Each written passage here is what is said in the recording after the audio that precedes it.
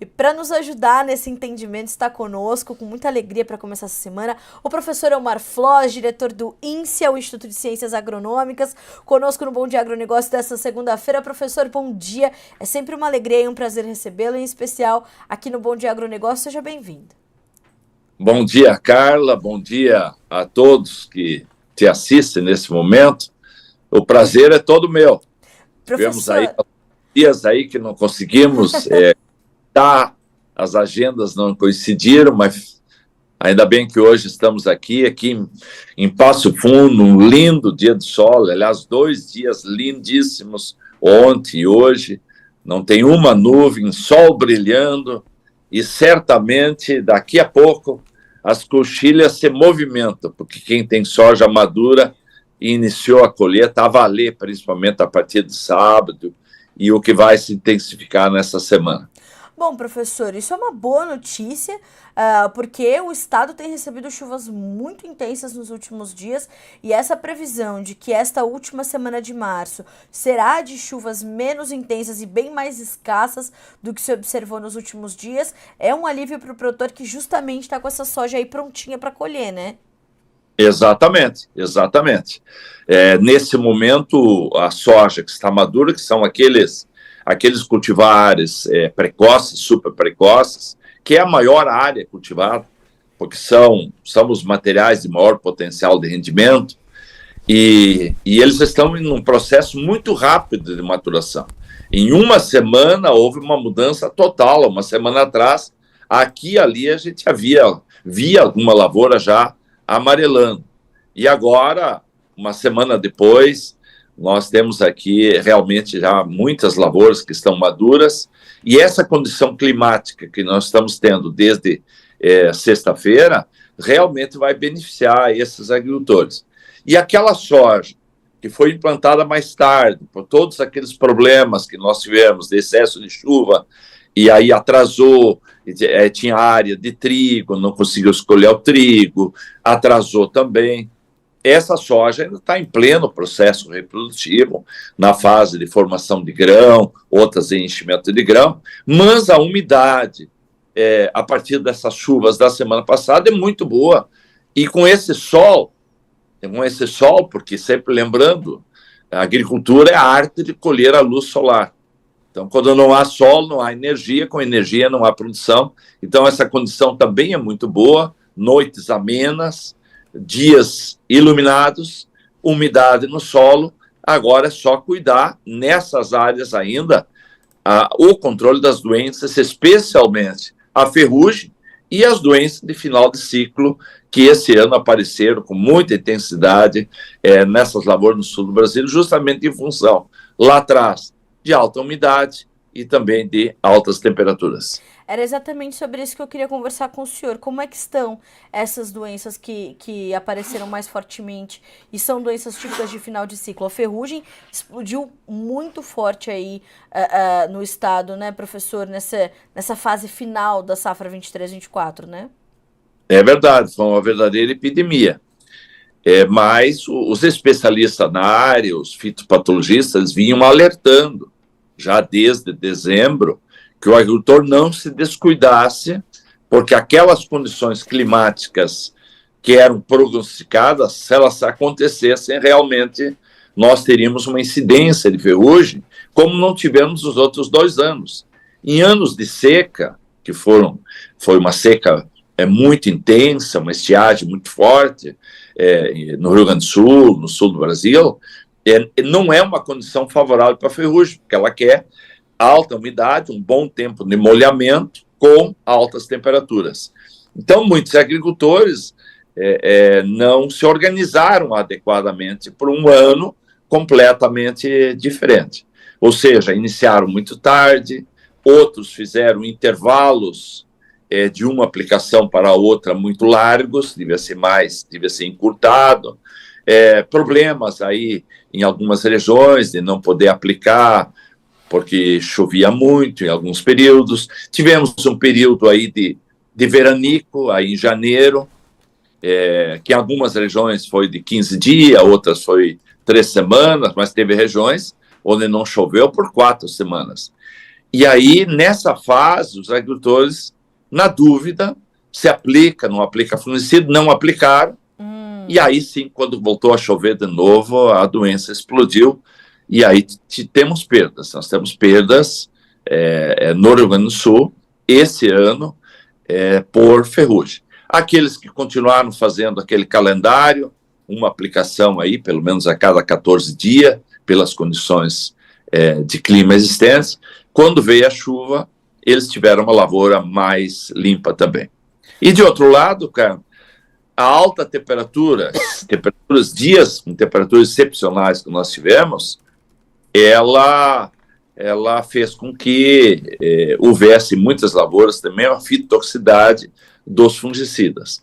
E aí é assim, ó, não se sabe se corre e o bicho pega, ou se para e o bicho pega também.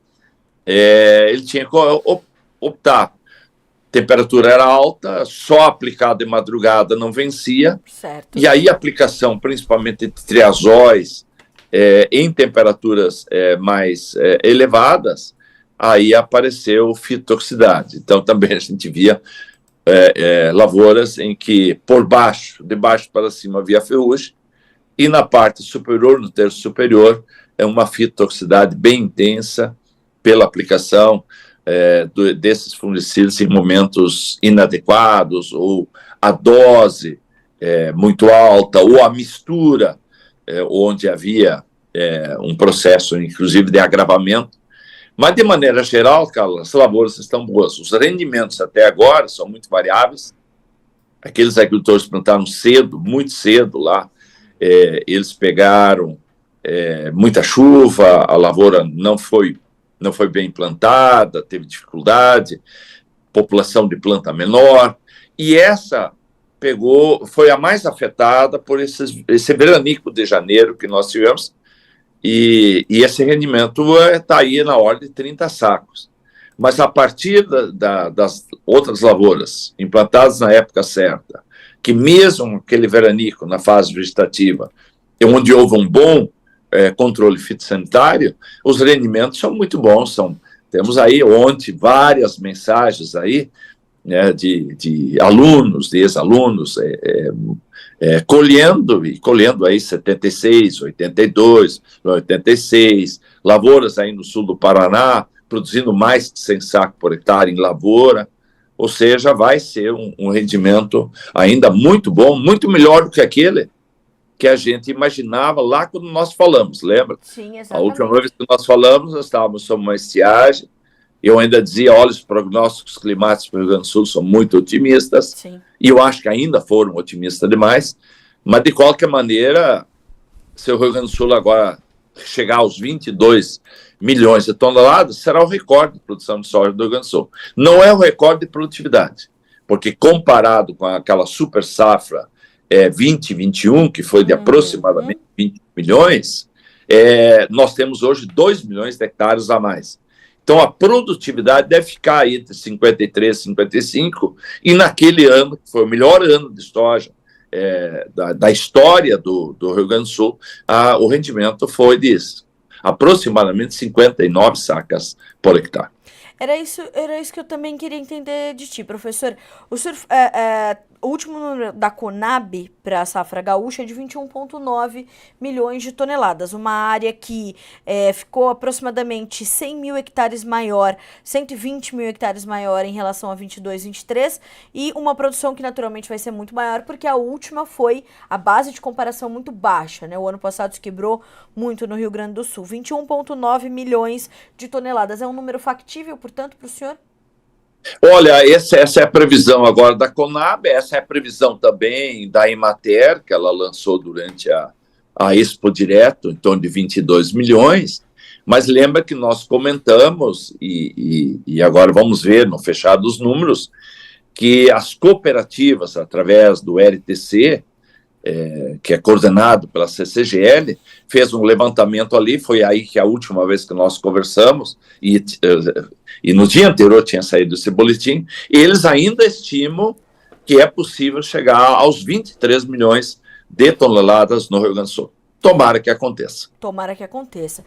Agora, professor, para a gente amarrar o nosso comentário, como estão seus prognósticos, as suas projeções e principalmente o seu sentimento por conta de toda a sua experiência para as culturas de inverno? Para o trigo, eu sei que há um sentimento de desestímulo muito forte por parte do produtor depois do que ele viveu na última safra e ainda amargando preços muito pressionados. Como é que o senhor está entendendo aí o cenário de culturas de inverno para o Rio Grande do Sul, que é um estado-chave na produção dessas culturas para a produção brasileira? Bom, nós tivemos uma mudança cultural auspiciosa nesses últimos anos do comportamento do produtor em relação às culturas de inverno.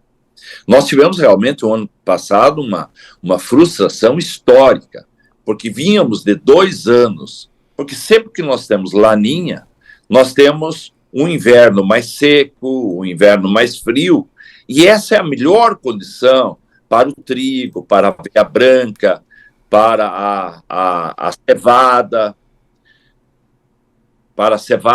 Está me ouvindo, Carla? Tô sim, senhor. Tô sim, Tá senhor, bem. professor. Tá, deu um piquezinho aqui. Então, foi uma frustração tremenda aquela chuvarada que literalmente liquidou com as lavouras, né? Um rendimento baixíssimo, a qualidade de grão muito baixa, os armazéns estão cheios ainda aí com esse trigo, que não há um destino ainda. E em outros anos, quando isso acontecia, uma frustração dessas, no ano seguinte, a queda na área cultivada, ela era muito grande. E o que aconteceu agora? O agricultor está se conscientizando de que ele tem que pensar no sistema de produção. Ou seja, nós vamos ter anos bons, nós vamos ter anos ruins, vamos ter anos intermediários, mas é muito importante colocar culturas econômicas no período de inverno para dividir os custos fixos da propriedade e, principalmente, para dar sustentabilidade, ou seja, para que aquele nitrogênio da palhada de soja que vai sendo decomposta seja aproveitada pelas culturas, então ele fica na biomassa, ele não é liberado, esse carbono também volta de novo para a biomassa, assim por diante. E nós temos aqui no Rio Grande do Sul um slogan assim, mais ou menos assim: não fale com os agricultores sobre cultura de trigo antes dele colher a soja. Então, sempre a preocupação é terminar a colheita de soja. Quando nós conversamos a última vez, era antes do carnaval, estávamos aí numa estiagem. Sim. Ou seja, eu até disse para ti, o luto continua. Era o luto de 2 anos de seca, era o luto da queda de preço, era o luto da perda da safra de inverno no ano passado. E aí, de novo, um veranico aí em janeiro, que a gente não sabia quanto tempo durava. Sim. Agora, não. A partir da Expo Direto, nós vimos os agricultores procurando semente, porque nós temos problema de semente. Quer dizer, essa condição desfavorável do ano passado, nós perdemos muitas lavouras que eram destinadas à produção de semente e a semente não tem boa qualidade. Então, acho que vai haver uma queda. O Rio Grande do Sul teve mais de 1.400.000 hectares de trigo ano passado, vai diminuir um pouco, deve ser, mas não vai ser tão significativo quanto seria em outros anos do ano seguinte após uma frustração. Vai ver a área de trigo. E nós não colhemos ainda a soja e o agricultor já está procurando semente, aproveitou esses preços favoráveis de fertilizante, principalmente. Estamos num momento muito bom de preço do fertilizante. Ele começou a comprar agora, ele foi atrás de semente dos melhores cultivares. Ele está esperando que também haja uma queda nos preços do herbicida, do inseticida, do fungicida, que ainda não aconteceu, mas que precisa acontecer. E, professor, para a gente finalizar, eu tenho relatos também de que o produtor pode enfrentar problemas para encontrar sementes de boa qualidade para fazer a sua safra de trigo e, naturalmente, um pouco mais caras por conta de tudo que aconteceu na última temporada. Então, esse é mais um sinal de alerta? É verdade, é verdade. O agricultor precisa fazer esse planejamento mais cedo para poder ter acesso aos melhores cultivares, quer dizer, aquele cultivar que é mais adaptado à sua região de produção, se é uma região pouco mais fria, uma região mais quente, se ele quer buscar um cultivar principalmente para pão, melhorador, branqueador, então ele precisa realmente correr, porque não vai ter sementes de alta qualidade, de vigor suficiente para uma área em função desses problemas graves que aconteceram no final da safra no ano passado. Bom, professor, eu quero muito lhe agradecer pela companhia, uma forma melhor da gente começar a semana impossível. O senhor sabe que ter a sua experiência para nós aqui vale ouro. Então, obrigada. Te desejo, professor, uma excelente semana, bom trabalho por aí no INSEA e a gente vai continuar a nos falar para continuar atualizando essas informações e trazer o senhor mais frequentemente aqui no Bom Dia Agronegócio. Muito obrigada.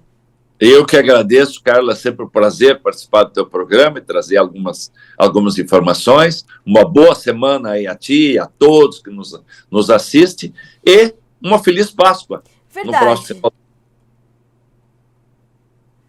Verdade, professor. Uma ótima Páscoa para o senhor também. Que seja de muita luz, muita saúde, muito iluminada. Que Deus esteja sempre presente contigo, com a sua família. Muito obrigada, professor. Para ti também e para a tua família. Grande abraço a todos. Um abraço para o senhor também, professor. Boa semana e até a próxima. Até a próxima.